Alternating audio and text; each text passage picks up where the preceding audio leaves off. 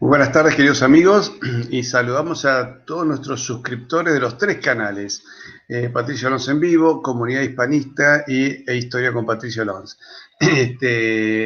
No es que yo sea un ególatra, estas son siempre ideas de Marcela, mi coequiper, que le mete mi nombre a todo. Yo siempre digo, yo soñaba con tener un canal que se llamase Tierra a la Vista o Rodrigo de Triana. No. Olvídate, la única manera es con tu nombre, así que en eso estamos. Bien, el tema de hoy, primero voy a decir por qué voy a tocar este tema. Me dijeron muchos amigos, Fernando Romero Moreno, mucha gente dice, vos tenés que conocerlo a Pablo Muñoz Iturrieta. Y yo dije, ¿quién es? Y me mandaron un montón de videos. Y yo dije, che, este tipo brillante, vive acá cerca, no, en Canadá. Ups, bueno, no importa. Internet hará el otro milagro. Así que lo tengo acá, al doctor Pablo Muñoz Iturrieta. Muy buenas tardes y muchísimas gracias por este encuentro, que espero que sea el primero de varios. Pablo, Sí, ¿cómo andás? buenas tardes, Patricio. Bien, yo lo conozco a usted bien porque soy un fervoroso seguidor de todos los temas hispánicos. Así que me encontré con su canal hace mucho tiempo gracias a mi hermano menor que me lo recomendó. Él también es un ávido lector y me dijo, tenés que conocer a Patricio Lons. Y bueno, desde ahí lo he venido siguiendo, estoy suscrito a su canal y demás. Así que un gusto poder hablar con usted. ¿Cómo se llama tu hermano? Se llama Juan. Bueno, Juan Muñoz Iturrieta, te mandamos un fuerte abrazo. Así Eh, es. ¿Vos sos de familia de dónde? ¿Mendocina? ¿De Buenos Aires? ¿Dónde? De San Juan. Ah, Sí, somos de origen vasco, obviamente, pero en los años 20, la familia se fue para la Argentina y se radicaron en Mendoza y en San Juan, entre las dos provincias. Yo nací en San Juan y bueno, ya los caminos de la vida me trajeron hasta Canadá, la cuna del progresismo mundial. Pero así es.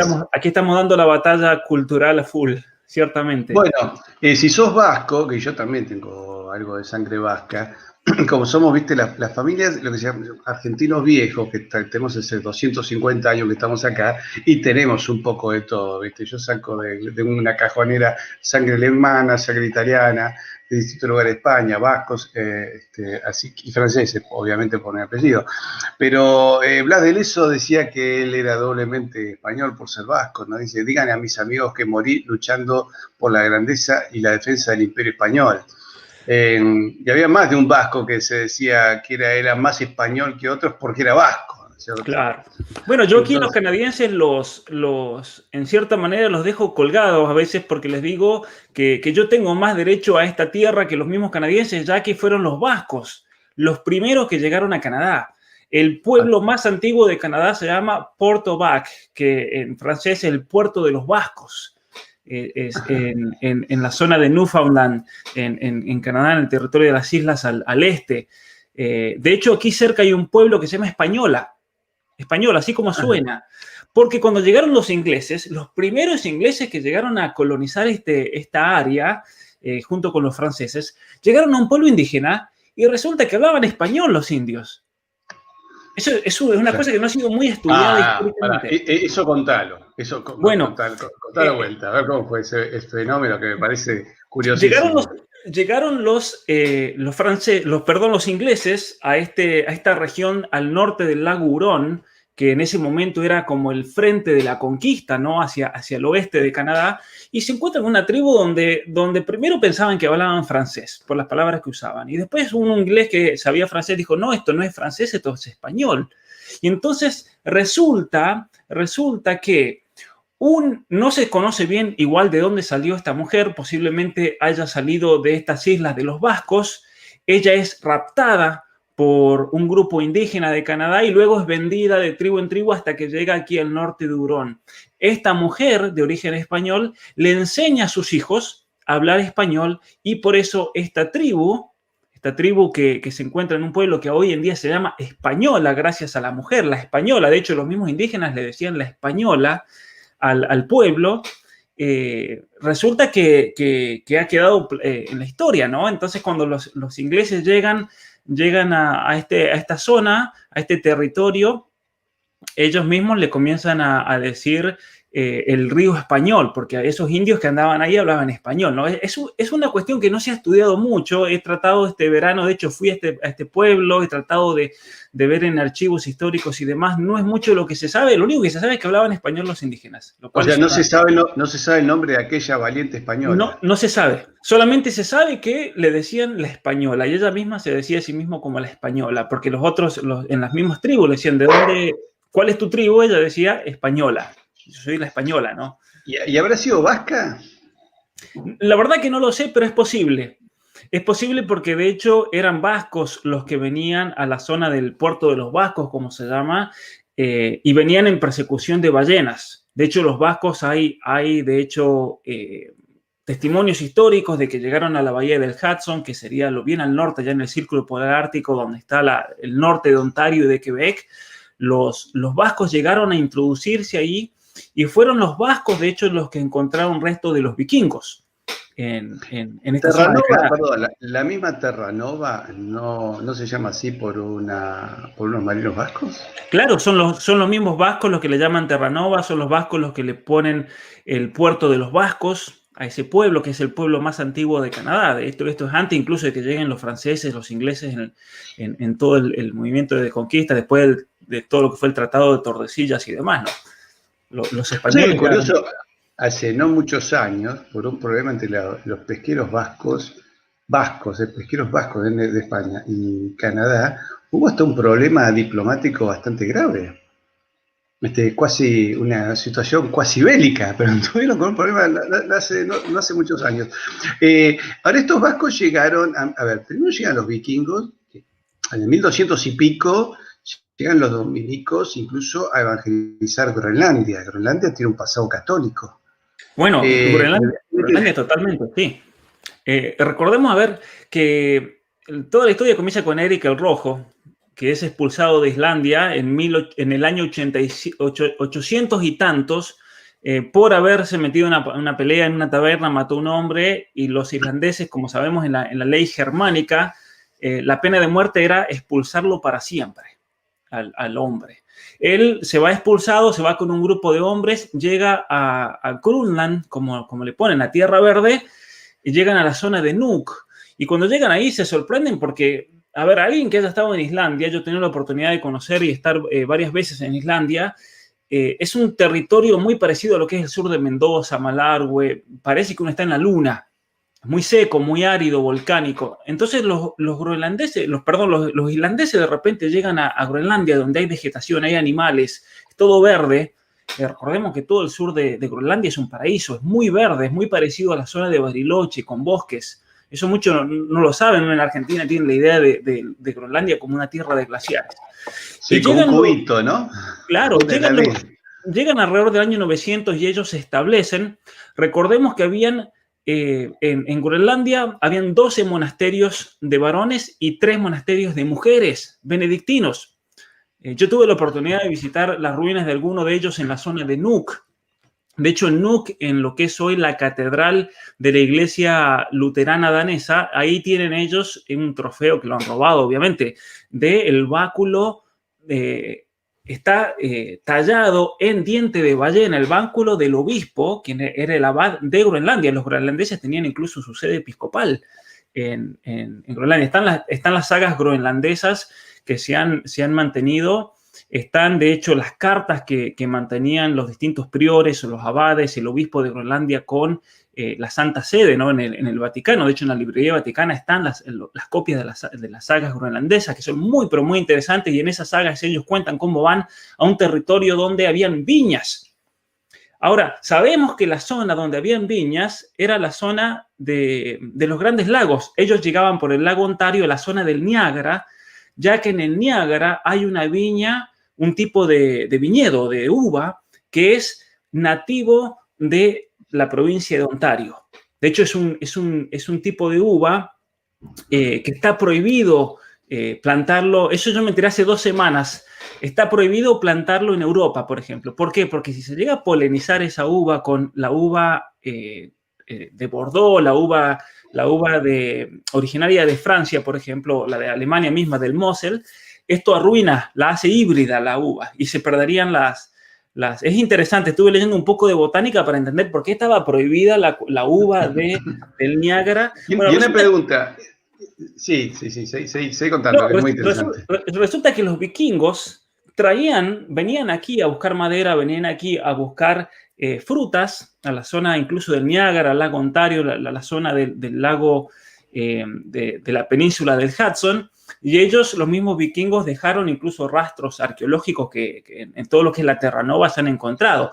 Ahora, los vikingos llegan siendo paganos a Groenlandia, y en uno de sus viajes ellos tienen que ir a Noruega, porque ellos tienen que presentarse al rey de Noruega, era el rey de los vikingos, se tienen que ir a presentar, y resulta que cuando llegan a Noruega, el rey vikingo se había convertido al catolicismo, entonces les envía monjes, y es así como se evangeliza la Groenlandia, ¿no? Con los monjes que envía San Olaf, como le dicen ellos, los nórdicos, y por eso era un territorio, por los rastros arqueológicos que se han encontrado en Groenlandia, era un territorio profundamente católico. Es interesante eso, la civilización, la cultura que llegó a tener, que después a partir del año 1400, por los cambios cíclicos, ¿no? Especialmente la era de hielo que comienza, esto desapareció completamente. Los groenlandeses nórdicos no pudieron sobrevivir porque no tenían tal vez el entrenamiento que tenían los esquimales, que se encontraban un poco más al norte, pero que estaban mucho más preparados para una situación extrema como la que se vivió en Europa, especialmente en todo lo que fue el siglo XIV, siglo XV, con la era del hielo.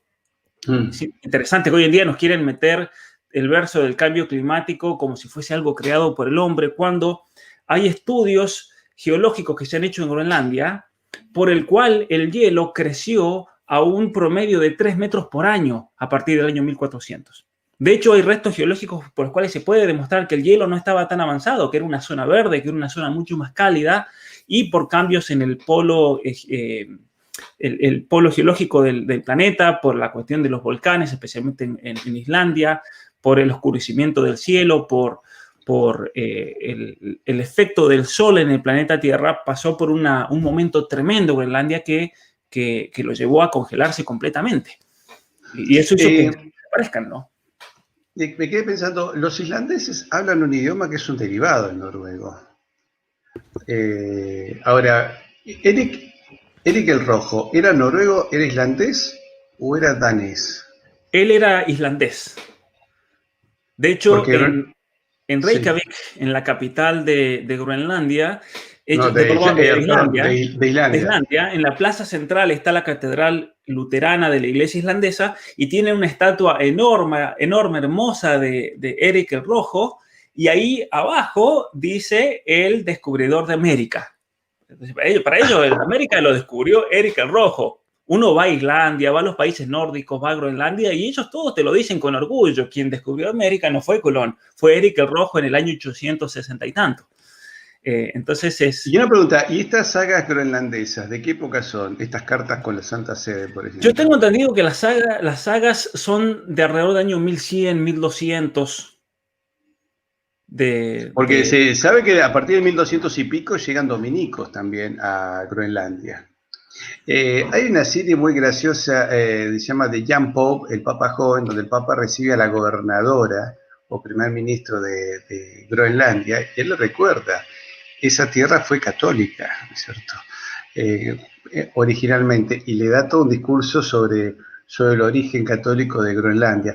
Ahora, estos vascos que llegan a Terranova también llegan a esa zona antes que Colón, me parece, ¿no? Yo no sabría decirlo, la verdad. No he estudiado en profundidad este tema como para decir, bueno, a ver, no he tenido el tiempo. Lo que pasa es que lo que hay que diferenciar es ir, claro, descubrir o llegar, y la otra es asentar civilización. Claro, y crear una cultura.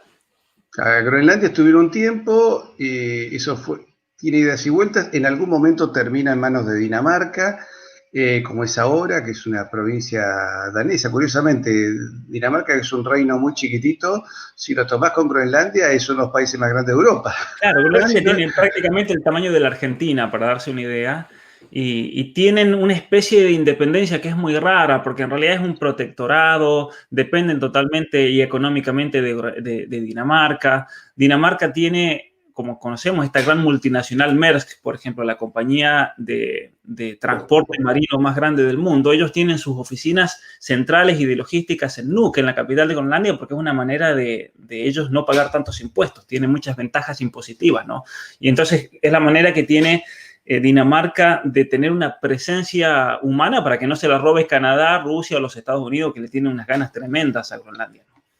Claro, porque en realidad para un país de 5 millones de habitantes como es Dinamarca, sostener semejante territorio en zonas tan difíciles y sobre todo donde en este momento, por ejemplo, China tiene una Rusia tiene una política de construcción de rompehielos muy importantes y de un avance sobre el Ártico muy, muy importante. Siempre han hecho grandes rompehielos nucleares, pero desde la era Putin a la fecha han modernizado todo su equipamiento en esa zona. Y Trump dijo que se los ofrecía comprar como si fuese un negocio inmobiliario. Es un tema Claro. inmobiliario. Bueno, No sé si les habrá caído bien a los yo daneses. tengo muchos amigos que dejé en Groenlandia y estaban furiosos cuando Trump dijo voy a comprar Groenlandia, ¿no? Yo creo que Trump a veces muchas cosas las dice también para... es parte del show, ¿no? Porque es una persona muy mediática, pero también es una manera que tiene él muy personal de frenar a veces la embestida. Yo creo que la cuestión de los chinos también, los chinos le tienen unas ganas enormes a Groenlandia. De hecho, los chinos han estado haciendo ofrecimientos por la espalda al actual gobierno nativo groenlandés para que dejen de estar de las manos de Dinamarca y caer bajo las garras chinas, ¿no? De hecho, Sí, la verdad que sería un cambio poco feliz para los pero nativos bueno, de Groenlandia, ¿no? el tema es que los nativos de Groenlandia, esto también para que lo entiendan los que están escuchando, que tal vez si desconocen los movimientos migratorios que se han dado a lo largo de los últimos 2000 años, el pueblo groenlandés habla el idioma esquimal. A ellos no les gusta decir el esquimal, ellos hablan el inuit. El inuit es un dialecto chino, es un dialecto que proviene y tiene parentesco con el mandarín, que es el mismo dialecto que hablan muchas tribus aquí de esquimales en el norte de Canadá. Ellos son originarios del norte de la China y ellos hacen todo un movimiento masivo muy grande por el estrecho de Bering, por Alaska, después el norte de Canadá, llegan a Groenlandia y en Groenlandia se separan en dos grupos, los Inuit, un grupo que va para el oeste, el otro por el este, y se encontraron 500 años después en el sur. Y cuando se encontraron en el sur no se entendían, eso es muy interesante. No se entendían a sí mismos porque había evolucionado el lenguaje, pero los estudios filológicos que se han hecho hacen una comparación de todas las lenguas inuit que se hablan desde Alaska por Canadá y Groenlandia a dialectos que se hablan en el norte de la China. Hay muchas similitudes, ¿no? Tiene un origen asiático. Entonces también Bueno, por eso... pues de ahí que es curioso también que el ejército chino se ha planteado la ocupación de América, porque si todos los pueblos nativos de América son de origen chino, por lo tanto nosotros simplemente iríamos a recuperar. No, una cosa es que haya tribus de chinos que hayan emigrado voluntariamente o tal vez escapando de alguna situación, pero la verdad, la civilización en América la construye la Europa cristiana, eso es una realidad. Pues es que me quedé Totalmente. pensando en esa mujer, en esa española que les enseñó a esa tribu, ¿no? A hablar español y seguramente los cristianizó, los civilizó, debe haber sido toda una odisea. Los Que algo bautizó parecido todos, pasó. seguro. Claro, vos sabés que cuando Pánfilo de Narváez se va al sur de lo que hoy es Estados Unidos, comete una serie de tropelías. Entonces los indios se enfrentan contra él. Entonces el gobernador de Cuba manda a un joven oficial, Juan Ortiz, que tenía 18 años. Fíjate qué hombres y qué avanzados que eran. Con 18 años ya tenían muy claras las ideas. Anda a capturarlo este Pánfilo de Narváez. Llega al sur de Estados Unidos, los indios lo ven venir y dicen, otro blanco más que nos viene a molestar. Lo atacan, le matan a todos sus compañeros, pero él se salva porque la hija del cacique se enamora de él. Fue un flechazo directo y le empezó a decir a mamá, lo quiero para mí, lo quiero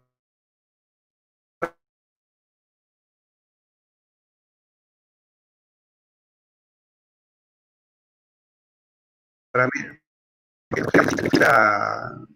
se lo lleva a otra tribu. Y en esa otra tribu le pide que se lo cuide, ¿no es cierto? Entonces, lo curioso que pasan 10 años hasta que llega otro grupo de españoles a buscarlo. Y los españoles andando se encuentran con una tribu de indios. Cuando se preparan para un enfrentamiento, los indios le dicen, no disparéis, soy cristiano. Llama mucho la atención. Esto, Ciertamente. Además tenía acento andaluz. Se ponen a charlar con ellos y dicen, no, porque acá hay un muchacho que le tuvimos que dar refugio, que se llama Juan Ortiz, porque le quemaron los pies, les cuentan toda la historia terrible, ¿no? Entonces, Claro.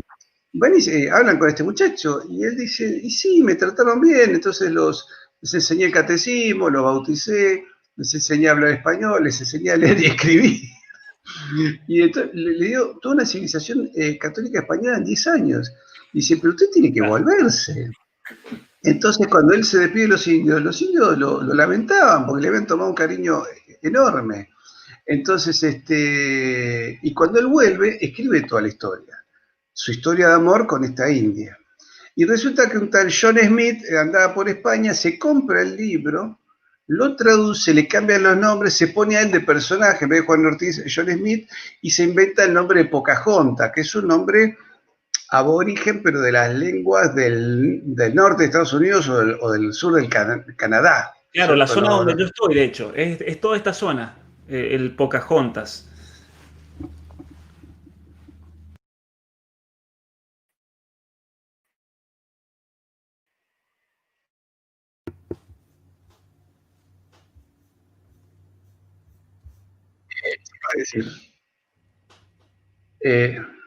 Estamos nuevamente con problemas de comunicación.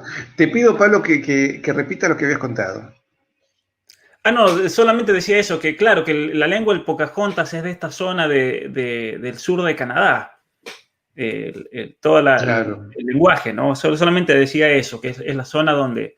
Una cosa que iba a comentar es muy interesante aquí en Así que Canadá. los ingleses, te cierro, los ingleses Sí, se robaron hasta la historia de Pocahontas, sí, que no claro. es la historia de Pocahontas de John Smith, sino de Juan Ortiz y una india del sur de Estados Unidos.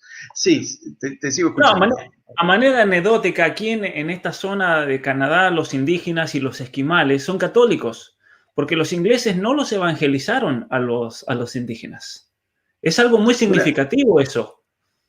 Hace un tiempo vi un documental que mostraban que unos esquimales católicos querían adoptar algunas costumbres progresistas, indigenistas, y se iban a casar por iglesia, pero le agregaban algún rito tipo Pachamama, una cosa así, un rito ya perimido, pagano.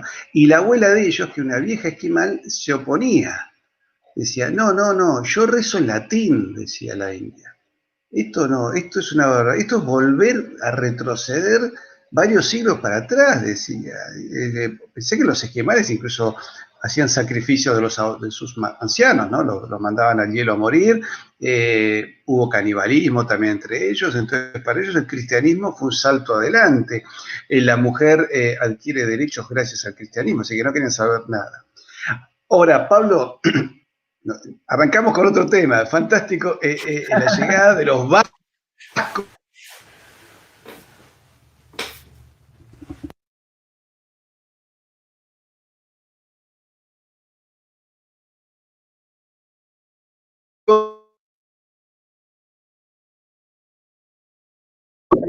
Canadá.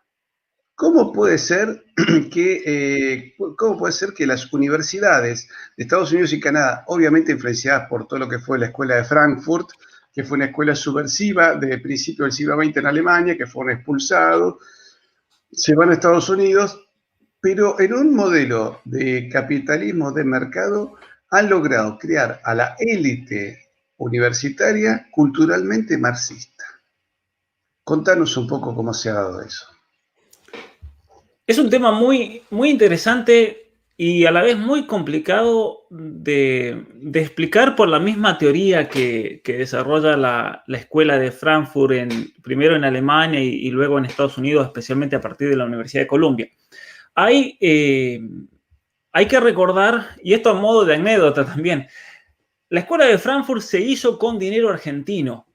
muchos que estén escuchando, especialmente de Argentina, van a decir, pero ¿cómo? ¿Eso se pagó con dinero argentino? Sí, porque había un multimillonario alemán que él se dedicó, Hermann Bayle era el nombre, él se dedicó a exportar granos de la zona de La Pampa, hacia Alemania, y él, su hijo Félix, que heredó toda la fortuna, que siguió exportando granos de la Argentina a España, en 1923 decidió utilizar toda la fortuna de su padre, eran millones de marcos en esa época, para fundar un instituto dedicado específicamente al estudio de la sociedad alemana a la luz de un enfoque marxista.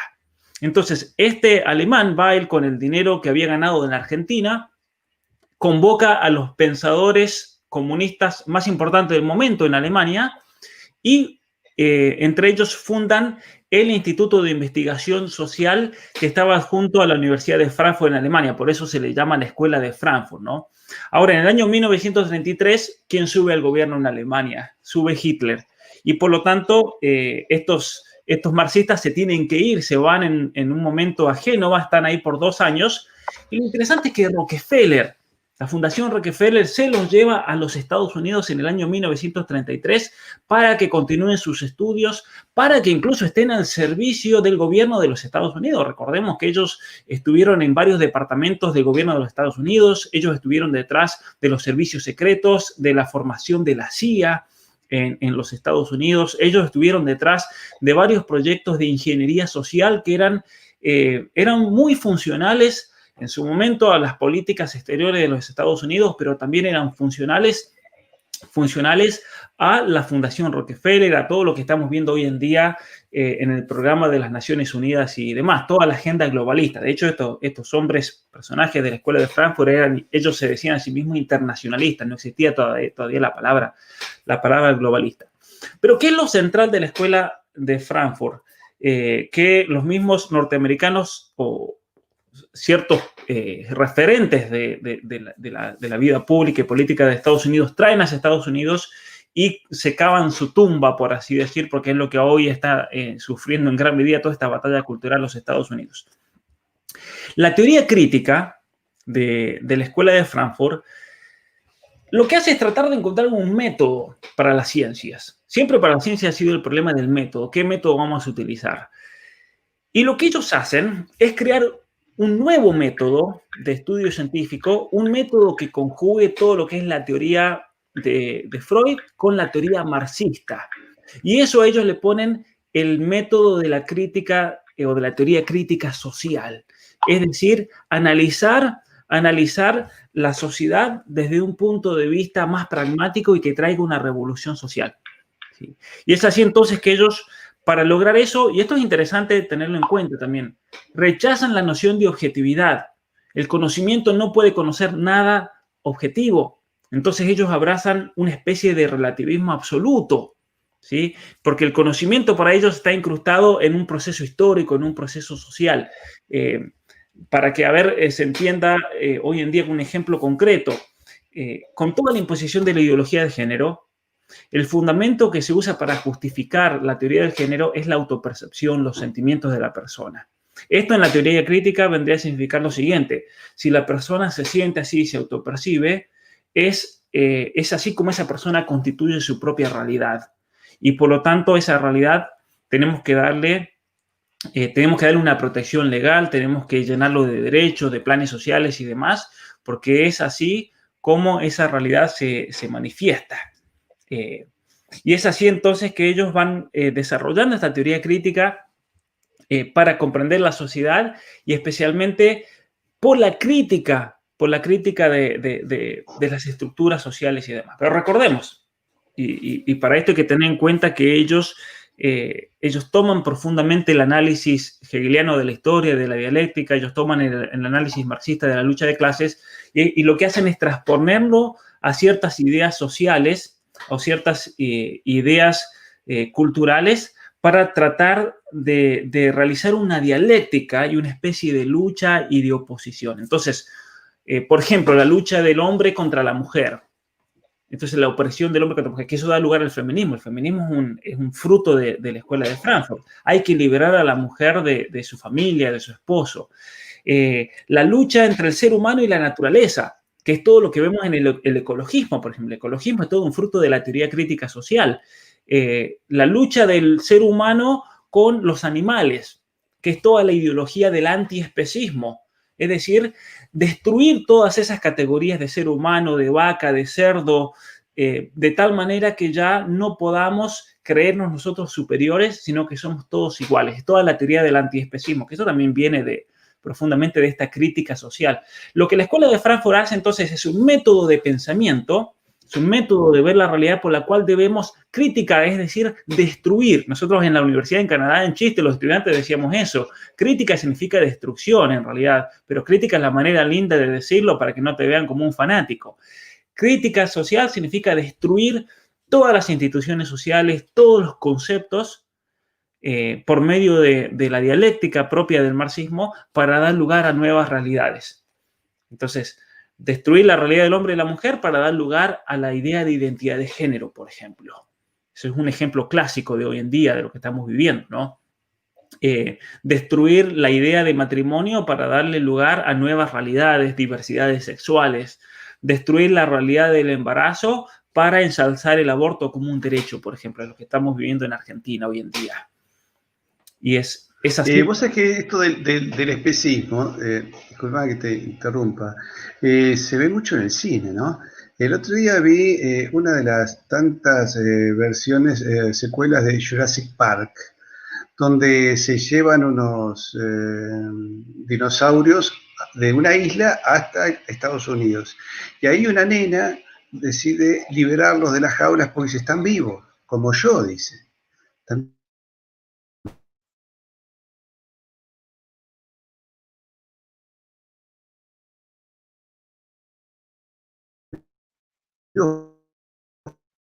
Y lanza, ¿cierto? No convivimos con ellas. Pero en la película está ese mensaje que en el fondo, bueno, si hemos jugado a ser un poco Dios, si hemos vuelto a ser dinosaurios y ahora tenemos que acostumbrarnos a ir con ellos y aceptarlo. Con lo cual dice que te están diciendo que cualquier aberración es aceptable. Hasta que yo creo que estas películas que hablan de mutantes, yo creo que me parece que nos están preparando para las situaciones que se puedan prevenir con estas situaciones sanitarias donde pueden llegar a hacer cualquier cosa con nuestra salud, ¿no es cierto? Pero sigamos un poco con la Escuela de Frankfurt y las universidades norteamericanas. Bueno, una de las cuestiones interesantes es que ¿cómo es que penetra? También ese es otro tema interesante para profundizar. ¿Cómo es que penetra toda esta teoría marxista o de marxismo cultural de la Escuela de Frankfurt dentro de las universidades?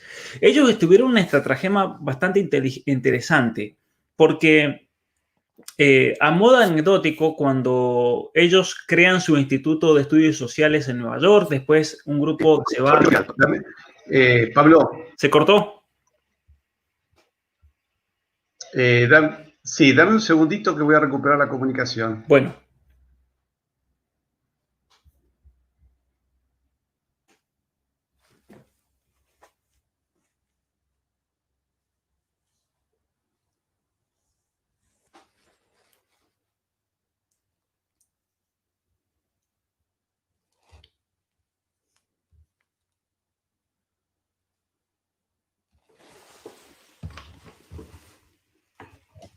Creo que ahí se escucha mejor. Perfecto. Ahí te escucho mejor, sí. Entonces estamos en que esta gente ingresa en las universidades de Estados Unidos. Ellos ingresan a la Universidad de Columbia en primer lugar y luego de la Universidad de Columbia, ¿por qué? A ver, para entender, la Universidad de Columbia está en el pleno centro de Nueva York, en Manhattan. ¿Por qué van ahí? Porque Rockefeller, de hecho, los financia económicamente, tanto para su propio instituto, la Fundación Rockefeller, como para estar al servicio del gobierno de los Estados Unidos. Y luego ellos se dividen, un grupo, esto también es otro dato interesante, un grupo se queda en Nueva York, otro grupo se va a la ciudad de Los Ángeles a trabajar en Hollywood. De hecho, ahí en Hollywood ellos organizan otro instituto y comienzan a influenciar en toda la producción cinematográfica y demás del mundo de la filmación, del mundo artístico. Ahora bien, lo que hay que tener en cuenta principalmente, yo creo, de la Escuela de Frankfurt, para que los que están escuchando, están viendo, se den una idea, es que en definitiva ellos quieren combinar el análisis marxista con el psicoanálisis de Freud para poder socavar, y esto es textual, para poder socavar las bases cristianas del Occidente. Porque ellos se dan cuenta de que si se debía realizar una revolución política de corte marxista en Europa y en Occidente, el obstáculo más grande que existía era el que había ya señalado Gramsci, que era su mentor intelectual, por así decir, su padre intelectual, que era el catolicismo. El catolicismo era el bloque o el obstáculo más grande que había para una revolución comunista. Entonces, había que destruirlo y ellos comienzan a diseñar distintos objetivos que van a tratar de ir, por así decir, destruyendo o debilitando nuestra civilización. Una de las primeras cosas que plantean ellos ya en el año 1923 es el lograr una revolución de corte sexual. Eso ya se plantea en el año 23, que eso se finaliza. Hay una especie de primera revolución sexual que se da a cabo en los Estados Unidos con Planned Parenthood, especialmente por el trabajo de Margaret Sanger, pero luego esto se materializa en los años 60, la revolución sexual de los años 60. Pero en el año 23, uno de los miembros, George Lukács, diseña el primer programa de educación sexual integral. Entonces, para que también la gente abra los ojos, cuando en Argentina, cuando en Chile, cuando en Costa Rica, en México, quieren nuestros gobiernos imponer estos programas de educación sexual integral, son programas que fueron diseñados y estudiados por la Escuela de Frankfurt para tratar de quebrar moralmente a una nación. Porque ellos sabían que una de las debilidades del ser humano, obviamente, que viene por el lado del líbido, por el lado del sexo y por el lado de la liberación sexual. Y es así entonces que ellos buscan. Es una escuela muy compleja la de Frankfurt, porque estudiaron de todo. Es impresionante realmente el alcance que han tenido. Pero ellos apuntaban como objetivo único el invertir la cultura y preparar una revolución social. De hecho, ellos decían que el propósito de la escuela de Frankfurt era destruir la estructura patriarcal del hombre blanco cristiano. ¿Sí? Por ejemplo, ¿puedo compartir algo en la pantalla? ¿Hay alguna manera de que yo pueda compartir? Tal vez no sé si vos tendría que haberlo recibido yo por correo para poder subirlo, salvo que sea una imagen que lo pueda mostrar con un libro, ¿no? Ah, sí, sí, sí, A ver, ahí está. Si usted la puede Ahí subir. lo agregamos. Bueno, cuando vos veas que yo saco mi imagen, es para darle mayor fidelidad a la visualización. Perfecto. Bueno, a ver, para los que están viendo ahí y que vean, esto lo saqué de un afiche de la universidad, cuando estaba en la universidad. Esto tiene que haber sido hace... ¿Me escucha, Patricio? Ahí sí. Bueno, esto que estoy mostrando aquí, esto es un fruto de la escuela de Frankfurt. Para que entiendan los que no sepan inglés, en el de la izquierda, ahí dice en inglés, esto era en el afiche de la universidad. En el lado izquierdo es un anuncio que dice, dense cuenta del privilegio que tienen por ser cristianos, por ser blancos, y dense cuenta que este privilegio no debe ser visto como una fuente de culpa, sino como una oportunidad para ser más responsable, para lograr un mundo más justo y más inclusivo. Entonces, esa era una invitación. Esta es la oportunidad que te estamos dando para que seas más justo, más inclusivo, más virtuoso. Y teníamos que sacar la hoja de la derecha. Y la hoja de la derecha, ahí dice, chequen el privilegio. Entonces, había que marcar ciertos puntos. El primer punto era, si ustedes estaban física y mentalmente sanos, entonces ya era un punto de privilegio. Si tenían acceso a la educación, otro punto de privilegio. Si eran cristianos, otro punto de privilegio. Si eran cisgénero, es decir, heterosexuales, otro punto de privilegio. Si eran hombres, otro punto de privilegio. Si hablaban inglés de modo nativo, otro punto de privilegio. Si eran ciudadanos canadienses, otro punto de privilegio. Si eran blancos, era el último. Había que marcar. Y entonces las personas que tuvieran el puntaje más altos, en la universidad los categorizaban como los opresores más grandes que tenía la universidad y por lo tanto le tenían que dejar su posición, ya sea para tomar una clase, para hacer una actividad, para cualquier cosa que nos podamos imaginar a una persona que tenía un privilegio menos. Entonces, era una manera de dar puntuación a los estudiantes, de acuerdo a los privilegios. Mientras más privilegios, más el nivel de opresión y, por lo tanto, según esta teoría, más impuestos tenés que pagar, tenés que dar parte de tu salario a otra persona que no tiene ese nivel de privilegio, tenés que, si vas a aplicar un trabajo, por ejemplo, hoy en Canadá, por ley, te chequean el privilegio y si sos de una comunidad, una minoría menos privilegiada, te tienen que dar el trabajo a ti, por ejemplo, por ley. Entonces, si la persona es homosexual, es una lesbiana, es LGBT, es un negro, una lesbiana, un indígena o lo que sea. ¿Por qué? Porque lo que buscaba la escuela de Frankfurt era buscar esos elementos de opresión presentes en la sociedad y a partir de ahí realizar una revolución y un cambio social absoluto.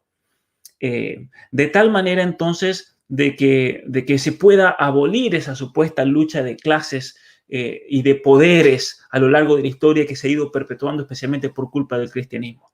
Entonces, esto es la propuesta ideológica en un caso concreto de la escuela de Frankfurt, para que se entienda bien. Sí, es clarísimo. Y hemos visto incluso a una actriz, creo que era Emma Watson, que pedía disculpas por ser blanca, ¿no? O sea, se ha llegado a la tilinguería, ¿no? A la estupidez absoluta, donde lo que se busca es que cada persona pierda totalmente su identidad. Y con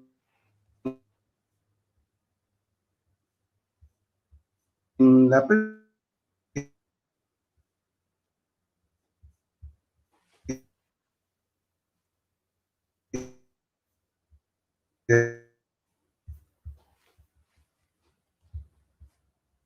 sociedad, ¿no es cierto? Donde a duras penas los matrimonios tienen hijos, cada vez menos, y esa sociedad se va muriendo, ¿no? Te dicen, no, mejor no te cases, si te casás, trata que sea con una persona, si de tu sexo, si no, no tenés hijos, y si tenés hijos, trata de que no nazcan, y bueno, y a los viejitos, si podés, adelantarle la muerte. Entonces, esa sociedad realmente está en manos de gente que por lo menos no quiere al ser humano, ¿cierto? Y ahí podemos hacer todo tipo de análisis y suposiciones, pero evidentemente que el mundo está en manos de gente que no quiere a la humanidad, eso cada vez es más notorio. Yo creo que estamos en manos de psicópatas realmente. Es realmente psicopatológico, además de ese deseo de poder que se refleja en personas como Bill Gates, por ejemplo, en personas como Klaus Schwab del Foro Económico Mundial. Es realmente una intención de plasmar esta ideología propia de la Escuela de Frankfurt en todos los niveles sociales, en todo el mundo, y especialmente por medio de falacias ideológicas como la que promovía esta escuela, ¿no? Todo el hecho del ecologismo, por ejemplo, hoy en día hay movimientos en Estados Unidos y en Canadá que si uno tiene un hijo te acusan de ser un acto terrorista, porque es un ataque al planeta, por ejemplo. Es un acto terrorista tener hijos. Es el plantearse no tener hijos, el ser inclusivo, ser diverso, darle lugares a otros grupos sociales porque supuestamente los cristianos y los blancos han oprimido a todo el mundo. Y ellos tienen una manera muy perversa de ver la historia también. Ellos no se plantean que si Europa llegó al nivel de cultura, al nivel de arte, al nivel de arquitectura, al nivel de tecnología que ha llegado, ha sido todo gracias a un movimiento de civilización muy profundo en el cual el cristianismo ha jugado una parte tremenda realmente de importancia. Ellos no lo ven así. Ellos ven cualquier victoria cultural, cualquier avance tecnológico, cualquier avance en cualquier campo como un símbolo de opresión. Si yo, por ejemplo, llegué a donde estoy, es porque he oprimido a otra persona. Entonces, con esta mentalidad perversa propia de la Escuela de Frankfurt, como todo es relaciones de poderes, si España, por ejemplo, llegó a América y logró lo que logró, es porque oprimió y mató a medio mundo. Ahora, si eso tiene una corroboración histórica o no, eso no se lo plantean jamás. Jamás se plantean si realmente todas estas elucubraciones que ellos hacen tienen una verificación histórica. Y cuando uno le demuestra por datos históricos, por hechos de que eso es falso, que eso no se corrobora con la realidad histórica, no lo aceptan, porque ahí te sacan que toda interpretación es personal y que está condicionada por la cultura por la cual uno vive, donde uno vive. Por lo tanto, y ahí viene toda la cuestión de la hermenéutica y demás, ¿no? Entonces, es muy difícil a veces discutir con personas así que tienen una categorización y una manera lógica de pensar que está totalmente pervertida y va en contra de la razón realmente. Y bueno, sí, uno nota incluso que en el ambiente de los historiadores norteamericanos, salvo aquellos que tienen una formación clásica, por lo general, en realidad todo pretendido historiador que caiga en el marxismo cultural o en el gramscismo entra en contradicciones permanentes con una dialéctica pseudocientífica y academicista muy rimbombante, muy barroca, pero vacía de contenidos y totalmente alejada de la realidad.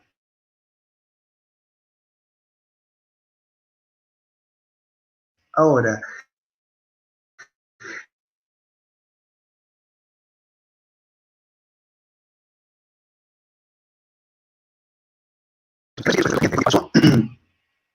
Pierre Trudeau avanzó sobre la identidad europea del Canadá. Fue el que le cambia la bandera al Canadá, ¿no es cierto? Sacándole la Union Jack de una esquina de la bandera para ponerle una hoja de maple, como le podía haber puesto los cuernos de un ante, ¿no es cierto? En realidad es bastante caprichoso ese diseño. Y los canadienses, bueno, en su momento lo aceptaron. Se nota que ahí no hubo reacción. La corona británica no sé si habrá dicho nada, algo, pero ya el padre avanzó en eso. Me acuerdo la madre, Madame Trudeau, era una mujer escandalosa. Ahora este muchacho, ¿tenía además de eso algún pergamino en la política como para llegar a primer ministro? Absolutamente nada, esa es la gran paradoja. Esa es la gran paradoja porque aquí hay gente, mucha gente que está furiosa con Trudeau, pero para entender esto, en Canadá no se elige el primer ministro.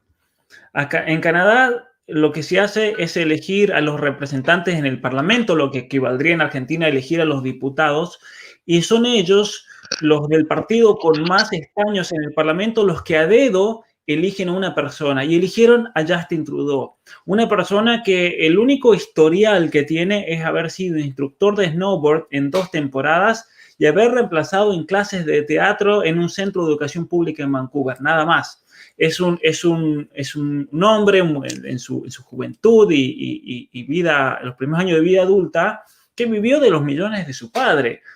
Su padre, como mencionaba, una persona profundamente marxista cultural, un claro ejemplo realmente del pensamiento de la escuela de Frankfurt, un joven entonces Justin Trudeau, que mamó de todo este socialismo identitario y que por lo tanto es muy funcional también a todo este globalismo y a toda esta agenda identitaria a nivel mundial. Yo creo que por eso lo eligieron.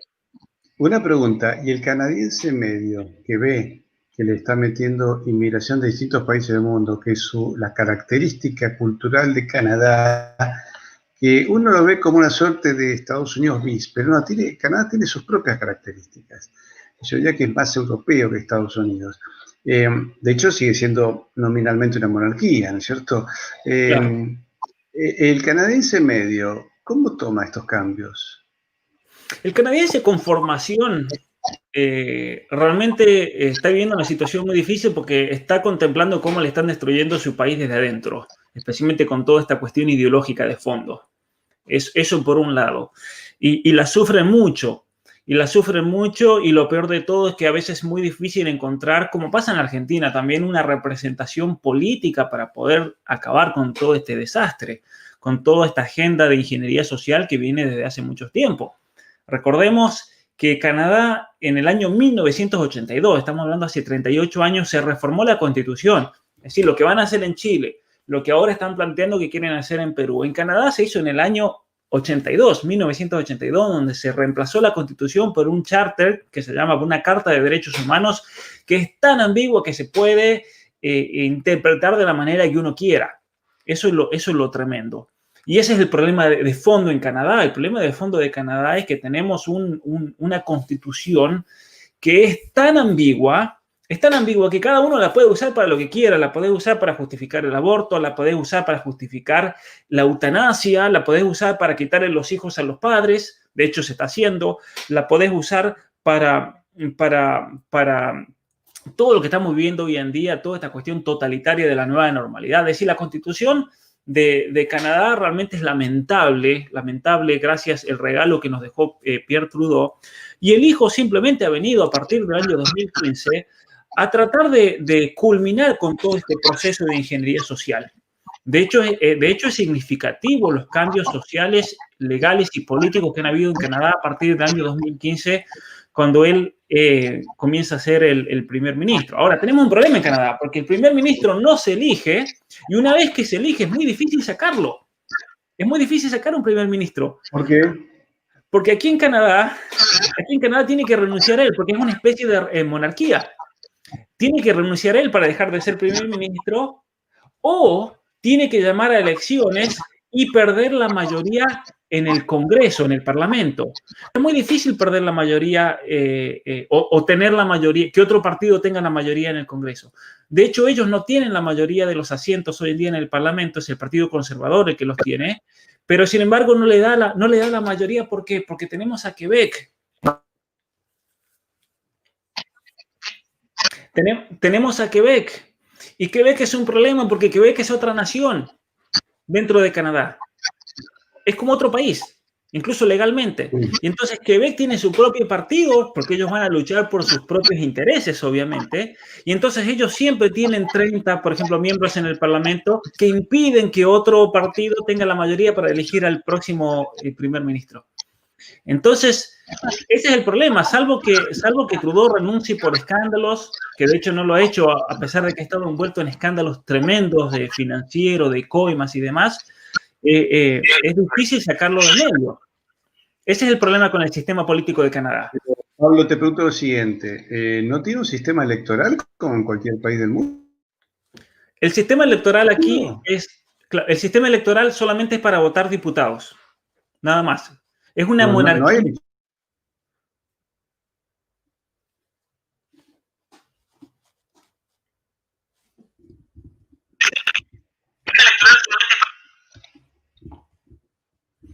En Canadá, ¿me escucha bien ahí?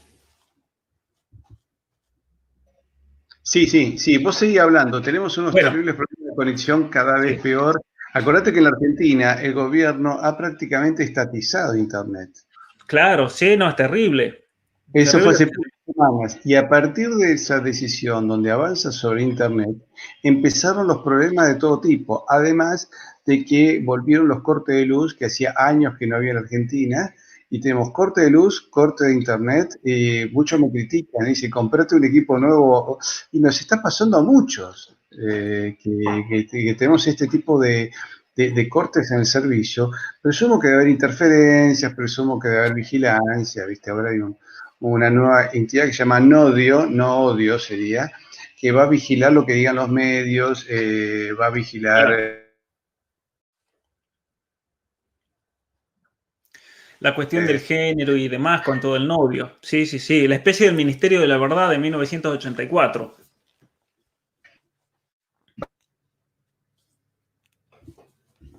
A sugerirle...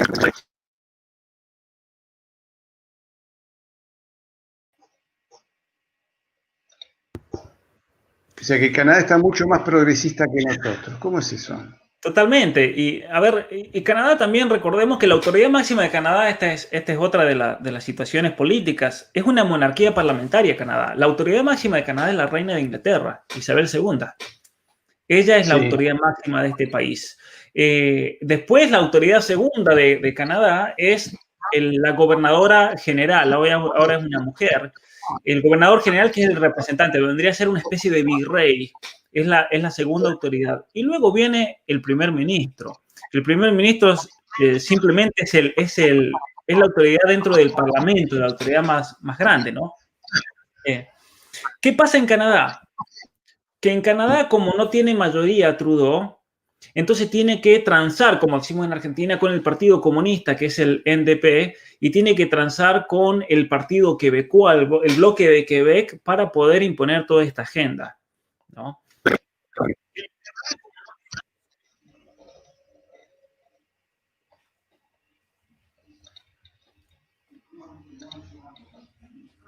Sí, te decía, la reina no toma las decisiones sobre la política interna, las toma el primer ministro.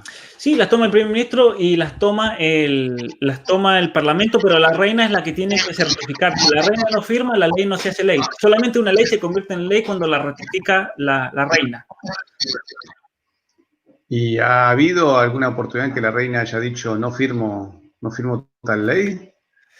No, han habido oportunidades en las cuales en los últimos años la reina ha intervenido en cuestiones legales. Por ejemplo, hubo un caso tremendo de 2 jóvenes menores de edad que raptaron a una chica, la prostituyeron, la drogaban, la prostituían a cambio de droga.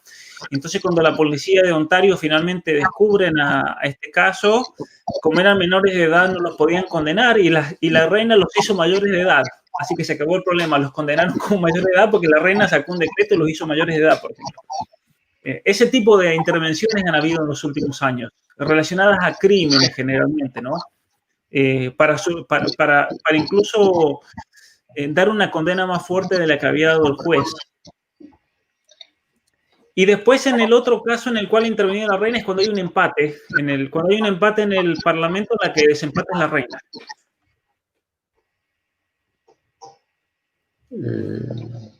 Pero con respecto a todas las leyes progresistas ha sido totalmente servil a todo esto la reina de Inglaterra, lamentablemente, ¿no? Quien paradójicamente es la cabeza de la iglesia anglicana. Pero sí, pero que sabemos, viste, que es un cristianismo muerto, ¿no? El anglicano. Claro.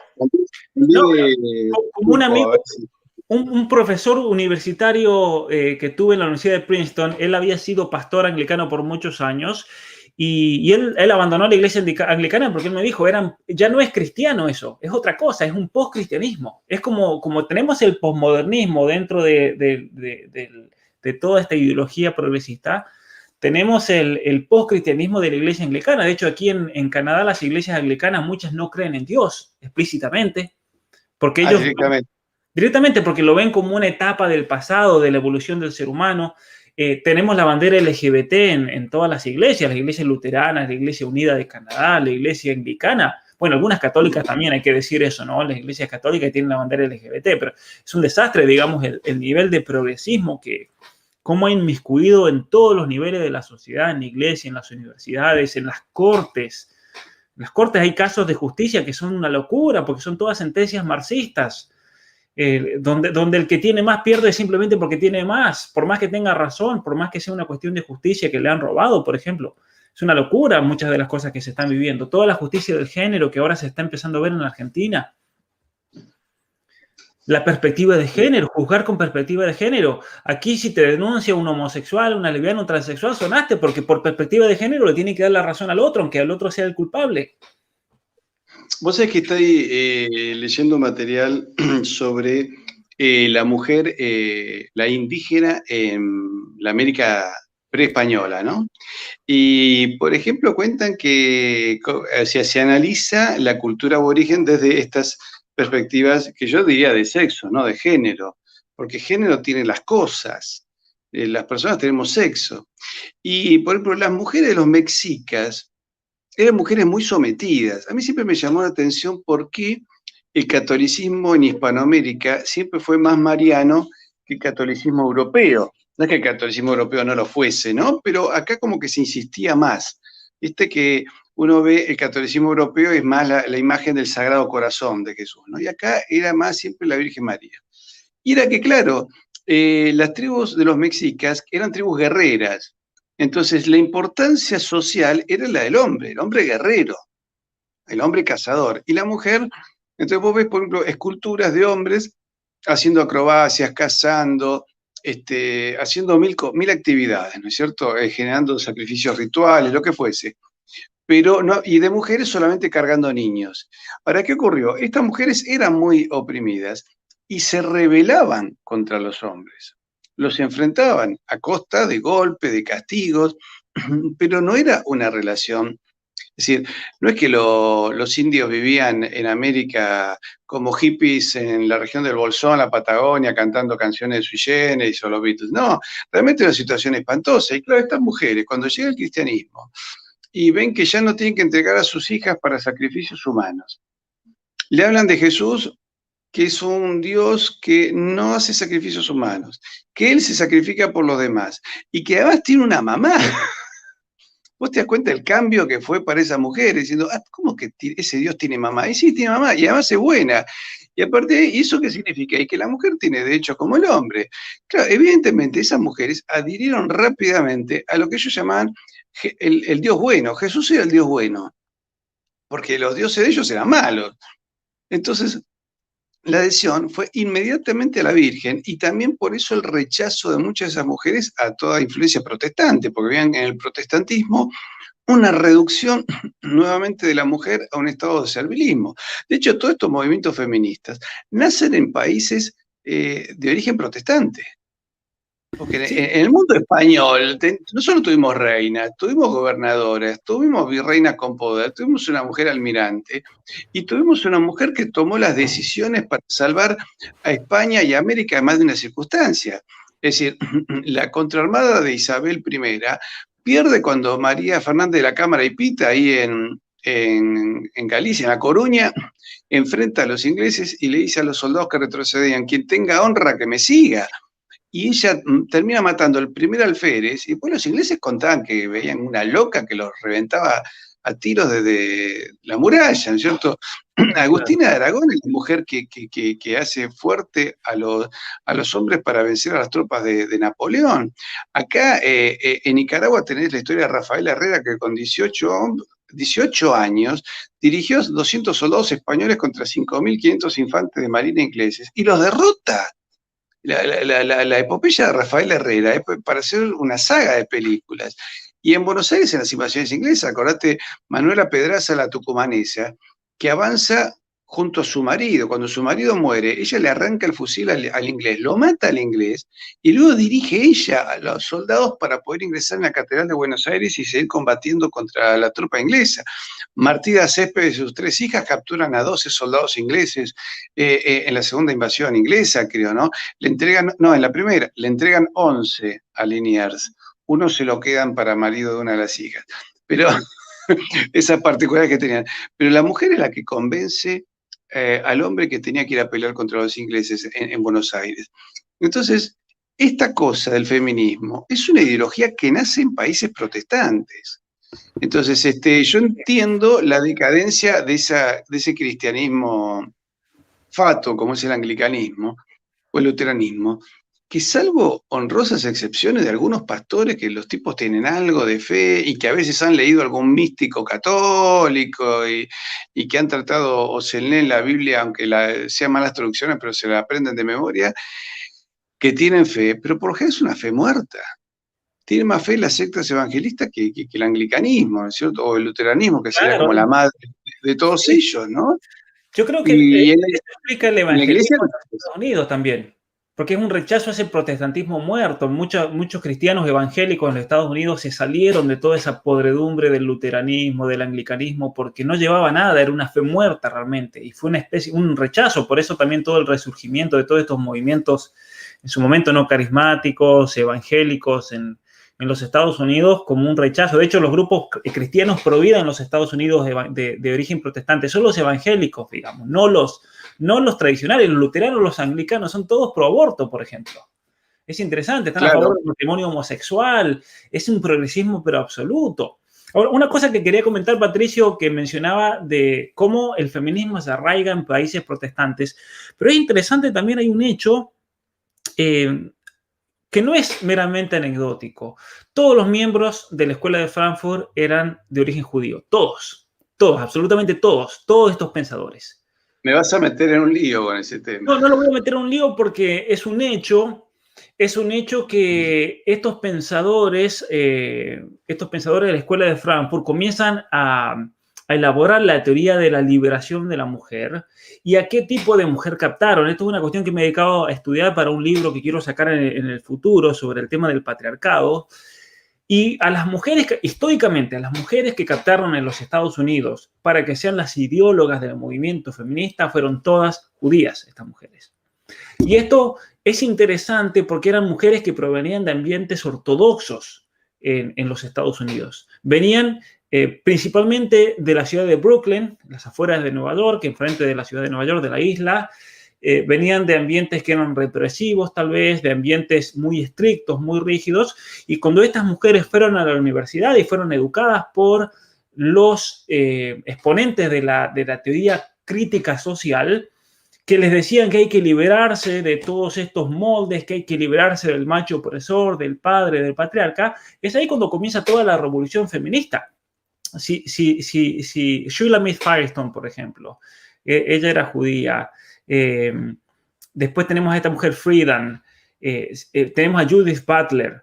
Absolutamente todas las pensadoras feministas de los años 60, 70 y 80 venían de familias o de entornos familiares de origen ortodoxo, que obviamente se rebelan contra el judaísmo. Y es muy interesante cómo dentro del feminismo radical ellas acusan al judaísmo de haber hecho a Dios un padre, porque el padre es un opresor, ¿no? De hecho, es muy interesante en la literatura feminista, que es fruto de toda esta escuela de Frankfurt, cómo acusan al judaísmo y luego al cristianismo de haber puesto a Dios como padre. Y por eso cuando todas estas teorías vienen a Latinoamérica, adoptan inmediatamente la idea de la Pachamama, es la diosa madre. De hecho, hay toda una rama dentro del marxismo feminista, que es el feminismo cultural, que surge como una reacción a ese feminismo que niega y destruye a la mujer. Y estas mujeres dicen, no, pero para nosotros somos mujeres todavía, tampoco es tanto, para tanto, ¿no? De hecho, las feministas están peleadas en muchas ramas entre sí. Y esta rama del feminismo cultural, ellas quieren valorizar el aspecto femenino de la mujer, y ellos lo hacen buscando una conexión con una diosa madre, que es la naturaleza. Y por eso también caen en todas estas ramas del ecologismo y demás, ¿no? Y por eso también todas estas ideologías en Latinoamérica, en Argentina, toman la Pachamama porque les viene bien a su estructura conceptual ideológica, ¿no? De crítica teórica. Lamentablemente, Bergoglio ha tomado eso, ¿no? Como cabeza de playa de todo un tema ideológico que va a ser un gran desastre acá en América, ¿no? Vos sabés que lo que vos decís me resulta muy interesante, porque yo consulto, he recibido muchísimo material de historiadores judíos, porque, bueno, tienen, viste, ese sentido de trascendencia, mirar el tiempo, ¿no? De pensamiento a largo plazo. Y muchos de esos, bueno, coinciden con vos, ¿no? Son muy críticos de determinar, o sea, ellos están enfrentados entre sí, eso me llamó también la atención. Y creo que el profesor Di Sandro decía, va a llegar un momento en que entre ellos va a haber un enfrentamiento muy grande, porque algunos incluso no rechazan a Cristo, sino que como que van tendiendo un puente para ese lado, ¿no es cierto? Y otros no, son globalistas. Entonces, algunos, yo veo judíos que son muy patriotas, muy soberanistas, ¿no? Y otros no, que son globalistas. Uno nota ya ahí un enfrentamiento que veremos qué va a ocurrir con el tiempo, pero creo que ahí va a haber mucha tela para seguir cortando, ¿no es cierto? O sea, no es un mundo igual, no es homogéneo, ¿no es cierto? No, para nada. De hecho, los musulmanes creen que los musulmanes creen que los anglicanos y nosotros somos lo mismo, por ejemplo. Claro. Son nosotros cristianos. Y hay un mundo de diferencia entre ese anglicanismo que vos decís, y yo no sé ya qué función cumple esos templos, cumple más bien una función social, ¿no? Porque yo veo, el anglicano se sigue casando por iglesia anglicana, pero da la impresión de que es como una suerte de evento social, queda elegante. Sí, aquí en Canadá todas estas iglesias presbiterianas, luteranas, de corte, tal vez las calvinistas de origen holandés no, porque son todavía muy fieles y son muy tradicionales y con valores y demás, pero las iglesias tradicionales, luteranas, anglicanas y demás en Canadá son simplemente un evento social. Van a la iglesia el domingo para juntarse son todos ya gente mayor de edad, son todos de 70, 80, cuando esta gente se muere, esas iglesias no sé qué van a hacer. De hecho, ya cantidad de iglesias hoy en día se han convertido en pubs, en restaurantes, en discotecas incluso. Uno ve en Toronto, a veces en Montreal, iglesias anglicanas que hoy en día se han convertido en centros culturales, en museos, porque no, ya perdieron sentido realmente. No tienen sentido estas iglesias, no tienen sentido de ser más que ser un club social, lamentablemente. Bueno, hay una película canadiense muy interesante, ambientada en el Quebec, que muestra justamente eso, ¿no? En una familia canadiense, la muerte de la fe, porque recordemos que el Canadá, hasta los cambios del Concilio Vaticano II, en el Quebec era tan católico como lo era la España del 60, Polonia o Argentina en 1960. Era era un pueblo muy católico. De hecho, se decía que el 95% de los quebequenses iban a misa el domingo en 1960. A mediados de la década del 60, cuando ya se empiezan a meter todos los elementos del modernismo, dicen que baja a la mitad. Y ya sobre principio del 70, ya con la implantación de la misa nueva y de las corrientes nuevas de moral, bajó la cuarta parte y dicen que hoy el 5% de los quebequenses va a misa.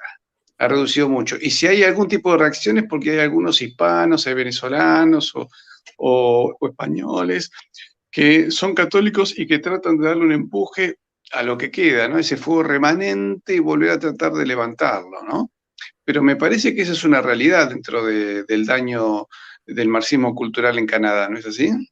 Totalmente. El caso de Canadá es realmente paradigmático, porque recordemos que Quebec, vamos a hablar de Quebec, no de Canadá. A ellos no les gusta que se hable de Canadá si se habla de Quebec, ¿no? Esa es otra cosa nacional, ahí nacionalista. Pero Quebec y Holanda, estas dos regiones dieron más misioneros a la iglesia en el siglo XX que todos los otros países combinados. Eso es impresionante. La cantidad de misioneros que salieron de Quebec y de Holanda. Hoy en día, Quebec y Holanda Perdón, ¿Holanda? Holanda, sí. El sur de Holanda y después Bélgica, obviamente, con todos los padres blancos que fueron al Congo y a distintos países de África, y Quebec. Tengo entendido que dieron más misioneros estas regiones, junto con Quebec, que todos los otros países de Europa combinados. De Quebec es impresionante los cientos de miles de misioneros que salieron en el siglo XX. Ahora, ¿qué pasa? En Quebec está lleno de conventos y de monasterios gigantes que están todos vacíos hoy en día. ¿Cuál es el problema de fondo? Yo creo en Quebec, es un tema que he tratado de estudiarlo por muchos años y entenderlo. Es uno de los países o las regiones más seculares del mundo, Quebec. En Quebec hoy en día no se puede ir con una cruz a un edificio público. Uno no puede ir a hacerse una licencia de conducir, por ejemplo, y llevar una cruz. Te obligan a sacártela. Ningún tipo de manifestación religiosa. Es impresionante realmente el nivel de secularismo que hay en Quebec. Entonces, en Quebec, por ejemplo, le quitaron a la Iglesia Católica todas sus universidades, le quitaron todos sus hospitales, todas sus obras, por así decir, de corte social, le quitaron absolutamente todo lo que fue la Revolución Silenciosa, que fue una revolución de corte marxista cultural en la cual no se derramó sangre, pero le quitaron todo a la Iglesia. ¿Pero cómo lo hicieron? ¿Simplemente se lo confiscaron por la fuerza? Sí, el Estado confiscó absolutamente todo. Sí. Como pasó en Ontario también. En Ontario, el gobierno de Ontario en los años 70 confiscó todas las universidades, a todas las denominaciones. De hecho, la Iglesia Católica perdió las universidades, perdió el control. Ahora, ¿qué pasa? Hay que entender que hubo una revolución dentro de la Iglesia Católica, dentro de Quebec, para que se dé todo eso también. Dentro del clero, claro, que es lo que se llama el progresismo. El progresismo penetra en Canadá, en primer lugar, por la iglesia, y fue por el clero, fue por los seminarios, fue por los obispos. En el año 1965, si no me equivoco, 66, yo creo que fue el 65, cuando se publica la Humane Vitae de Pablo VI, la Conferencia Episcopal de Canadá, movida por los obispos, especialmente de Montreal, que era el cardenal, y los obispos de Quebec, firman un documento en contra, que es el documento de Winnipeg. La Iglesia de Canadá, en la opinión de muchos, en el cual me incluyo yo, es una iglesia cismática, porque la Iglesia de Canadá, la Conferencia Episcopal, rechazó las enseñanzas de la Iglesia con respecto a la anticoncepción. De hecho... Pero vos sabés que hay una película muy vieja que se llama Secreto de Confesión, que ocurre en Canadá, donde un sacerdote, recibe la confesión de un criminal, ¿no? Que se confiesa. Sí, una super película. Y el Estado lo quiere obligar a violar el secreto de confesión. Es decir, yo noto que en esa película puede ser que haya sido o una película con la idea de resistir, ¿no es cierto?, ante lo que se venía y una denuncia de lo que se podía venir, o puede ser que haya sido para convencer a la gente de que no vale la pena resistir mucho, ¿no? Habría que volver a verla en detalle. La vi hace 1000 años ya, que no recuerdo cómo termina, pero se mostraba un coraje importante por parte del sacerdote, ¿no es cierto? Sí, ciertamente, pero es impresionante cómo yo he hablado con muchas personas de Quebec, ancianos ya, y ellos contaban cómo en los años 50, 60, desde el púlpito, porque claro, la familia promedio en Quebec tenía 10 hijos, era una sociedad muy católica, muy conservadora, tradicional, y desde el púlpito comenzaron a predicar la anticoncepción, que era una cuestión de responsabilidad tener menos hijos. De hecho, hoy en Quebec tenemos las leyes más tremendas que existen con respecto al aborto, con respecto a la eutanasia. Con respecto a la eutanasia, es un desastre realmente lo que está pasando en Quebec, ¿no? Es realmente lamentable, pero... Te presumo que los Trudeau deben ser de Quebec por el apellido francés que tienen, ¿no? Todos los últimos presidentes, salvo Harper, que fue el anterior a Trudeau, todos han sido de Quebec. Todos. O sea, por eso digo, Trudeau padre e hijo... Trudeau padre e hijo deben ser de Quebec, ¿o no? Claro, sí. De hecho, todo el progresismo actual en los últimos años, en todos los últimos primeros ministros y gobiernos, ha sido todo controlado desde Quebec. Quebec es la puerta del laicismo al estilo francés en Canadá, todo el secularismo. Por eso ese dicho de la corrupción de lo mejor es lo peor, ¿no? Es el caso de Quebec. Quebec pasó de ser una sociedad, cuando estuvo aquí, por ejemplo, estudiando Carlos Sakeri, ¿no? Una universidad muy católica, Laval, una sociedad cristiana católica, eso desapareció todo. Eso cayó todo de la noche para la mañana por este fermento ideológico por parte de la iglesia, del clero y por parte de las universidades también. ¿Y cómo haces vos para resistir como profesor en Quebec? Bueno, yo no estoy en Quebec, pero sí me ha tocado ir a conferencias y demás. Yo creo que aquí, si uno está bien formado, si uno tiene una filosofía fuerte y una fuerte metafísica y especialmente un conocimiento profundo de datos en los temas en los cuales uno se maneja, en el caso mío de la ideología de género, por ejemplo, con datos reales acerca de la neurobiología, del ser humano, la psicología y demás, a esta gente, como tiene una manera muy trastornada de pensar y una lógica, la lógica propia de la teoría crítica es una lógica que cae por sí misma, hay que tener, yo creo que temple, carácter, pero si te enfrentás, lo das vuelta, porque no tiene realmente, no tiene sostén lo que promueve estas teorías feministas radicales, de teoría crítica y demás. No tiene sostén. Y la paradoja es que cuando los estudiantes te escuchan hablar y presentar la realidad de otra manera, eso atrae mucho a los jóvenes también. Eso atrae. Lo cual eso también va a traer la envidia del resto, porque si se te vienen todos los estudiantes a tu clase, entonces te va a causar una envidia tremenda y te van a acusar de macho opresor o de lo que sea, ¿no? Pero yo creo que la verdad es muy bella y se impone por sí misma también. Y es lo que los jóvenes necesitan hoy en día. A ver, para que se entienda bien, los jóvenes en Canadá y en Estados Unidos también, pero yo creo que en todas nuestras sociedades, están ansiosos de una respuesta. Hay mucha desesperación, hay mucha ansiedad. Y cuando van a la escuela, cuando van a la universidad, donde se supone que iban a ser formados, lo único que encuentran es un lavado de cabeza y se hastían. Entonces, es un hecho que en Estados Unidos y en Canadá los jóvenes en el primero o segundo año de universidad abandonan. Eso es un problema gigantesco que están teniendo las universidades hoy en día. Y son tan estúpidos, perdón por la palabra, que no se plantean si es por culpa de lo que enseñan. No se lo plantean.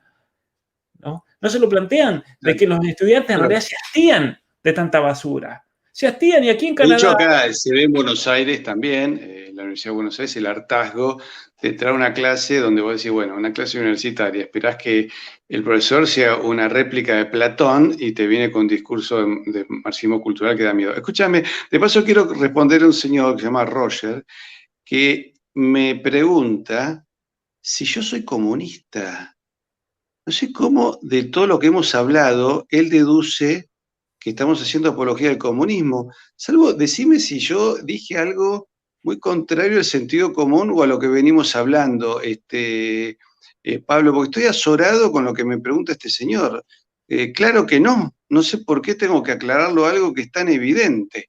Así que respondido, Roger, a tu exótica pregunta. Con respecto a las universidades de Estados Unidos y Canadá, ¿vemos el mismo fenómeno o hay algunas universidades que resistan? Hay universidades que resisten, pero para entender a ver, entender cuál es la grandeza o el prestigio que ha sido a veces tan hablado de las universidades de los Estados Unidos. Y aquí viene la paradoja, el prestigio de las universidades en los Estados Unidos, en Canadá, venía por el hecho de que enseñaban programas que estaban alrededor de lo que se llama los grandes libros de nuestra civilización. Y entonces, uno si va o iba a la Universidad de Harvard, si uno iba a la Universidad de Yale, a la Universidad de Princeton, cualquier universidad importante que uno mencionara, se enseñaban un currículo donde había que estudiar y leer todos los grandes libros de la civilización occidental, pasando por Aristóteles, por Platón. Había que leer la Suma Teológica. Es decir, hasta el año 70 en la Universidad de Harvard, en la Universidad de Stanford, de Yale, se leía la Suma Teológica porque había que enseñarle a los jóvenes a pensar. Eso es interesante, se enseñaba la metafísica, especialmente la metafísica que se origina en el medioevo cristiano, porque tenían un conocimiento y si bien también muchas falencias, especialmente con respecto a España y toda la historia de la hispanofobia y demás, pero tenían realmente un formato de estudio que era bastante profundo y que eso fue lo que le dio prestigio a estas universidades. Eso hay que aclararlo también. Ahora, a partir de los años 70 y 80 comienza toda una revolución en los planes de estudios por los cuales le dan, gracias a la teoría crítica de la Escuela de Frankfurt, comienzan a dejar de lado todo el estudio de la cultura occidental para darle lugar a nuevas culturas, a minorías, a los programas de estudios de la mujer, del género, feministas, afroamericanos, indígenas, y es ahí cuando se termina aguando totalmente la educación y termina convirtiéndose en una basura, por así decir. Entonces, en los Estados Unidos, lamentablemente, la mayoría de las universidades, por presión social, por presión política, por presión mediática, sufrieron esta infiltración del posmodernismo, del marxismo, del historicismo y demás. Pero gracias a Dios, ante la urgencia, ¿no es cierto?, de lo que estaba, habían muchos profesores universitarios que se dieron cuenta, esto se está yendo todo a la basura realmente, y ahí por el esfuerzo conjunto de muchos profesores comenzaron a fundar o refundar universidades de acuerdo a los principios de nuestra civilización occidental. Y es así cuando se funda, por ejemplo, el Thomas Aquinas College en California, se funda Christendom College en Virginia, se funda la Universidad de Dallas, en Dallas, se funda en Kansas, hay un grupo de intelectuales realmente muy importante, el caso de John Senior, por ejemplo, que se van después a Kansas y ahí refundan Benedictine College, el caso de Steubenville. Todas estas universidades que acabo de mencionar son las únicas universidades que yo recomiendo para estudiar en los Estados Unidos. Porque son las únicas universidades donde realmente van a aprender a pensar, van a estudiar acerca de nuestra civilización occidental. Los grandes programas de los grandes libros que se estudiaban antiguamente en Harvard, en Yale, en Princeton, no se estudian más. Hoy en día, ir a Harvard, hoy en día ir a Princeton, ir a Yale, por ejemplo, hacer el undergraduate, como se llama en los Estados Unidos, es ir a que te laven la cabeza con teoría social, con crítica marxista. Es una pérdida de tiempo. Por lo cual terminamos teniendo, mira, María Elvira Rocabaría un día dijo, analfabetos hubo siempre. El problema es que ahora salen de las universidades. Y lo cual es cierto, a mí me sorprende cuando me consultan profesores que tienen buenos títulos, me consultan temas de historia, y yo veo que no logran enfocar, o sea, sospechan que hay algo que está mal en la formación. Y a Dios gracias que sospechan, ¿no? Y han visto, entran en mi otro canal, Historia con Patricio Alonso, donde tengo mayor contenido de historia, y empiezan a analizar y ven que hay un montón de cosas que no cierran en nuestra historia. Y ahí se empiezan a hacer preguntas, pero tienen que hacer, digamos, un cambio de paradigma. Es como si tuviese que volver a estudiar todo. Lo mismo pasa en otras ciencias, ¿eh? Uno escucha a personas que están en otras áreas de otras ciencias, no vamos a decir cuáles, porque si no, pero dicen que yo voy a decir, en materia está destruido. Y claro, tienen que como que rehacer todo, porque lo que aprendieron, que se suponía que servía para servir a los demás, termina por no servirlo. No, digamos, lo saca totalmente fuera de contexto, les pone paradigmas e ideas que son absolutamente caprichosas y que no sirven, no sirven para la función para que supuestamente se formaron. Pablo, vamos a hacer lo siguiente. Te propongo que volvamos a encontrarnos próximamente El y miércoles, seguro. charlemos nuevamente sobre el buen saber, el buen estudiar para poder entender mejor, para poder orientar mejor a los jóvenes. Y también tenemos que contar nuevamente un montón de anécdotas históricas tan pintorescas sobre todo aquello que nos une. Y bueno, ya sabes, el día que te persigan, acordate que presentarte como minoría, porque para el mundo norteamericano los españoles no son blancos. No somos blancos, así que vos presentate con tus 2 apellidos españoles y decís que te tienen que respetar como minoría. Pablo, te comprometo a un nuevo encuentro. Sí, nos vemos, si es posible, el miércoles que viene, nos encontramos a la misma hora y seguimos hablando de este tema y profundizando y demás, porque yo creo que hay mucha tela para cortar. Bueno, si alguien quiere comprar tus libros, ¿dónde lo pueden conseguir? Bueno, este libro, Atrapado en el cuerpo equivocado, está sobre la ideología de género, está a la venta en la Argentina, prácticamente en toda la Argentina está a la venta, en casi todas las ciudades y provincias. Simplemente que me contacten a mí por las redes sociales o por medio de mi página web, que es como mi nombre completo, pablomuñoziturrieta.com. También está en México, está en los Estados Unidos, Canadá, en Costa Rica y en Colombia. Así que todos los que quieran comprar el libro pueden contactarme, pueden ir a mi página web y ahí van a encontrar el link para el mismo. Pablo, te agradezco muchísimo este primer encuentro, ha sido muy entretenido, a nuestros amigos les ha gustado, hemos tenido muchísima gente, en este momento 119 personas conectadas con 35 me gustas y corazoncitos, así que les ha gustado a muchísima gente y te comprometo entonces para el miércoles que viene. Te mando un fuerte abrazo y a ustedes, queridos amigos, es más, voy a tomar la parte esta de la historia del mundo de los vascos y lo voy a subir al otro canal, a Historia con Patricio Lons, porque creo que realmente vale la pena toda esa parte que hicimos al comienzo, tiene muchísima riqueza histórica. Todo eso que hemos visto hoy sobre Groenlandia, sobre el mundo escandinavo, sobre vascos y vikingos en América, realmente es una historia fantástica.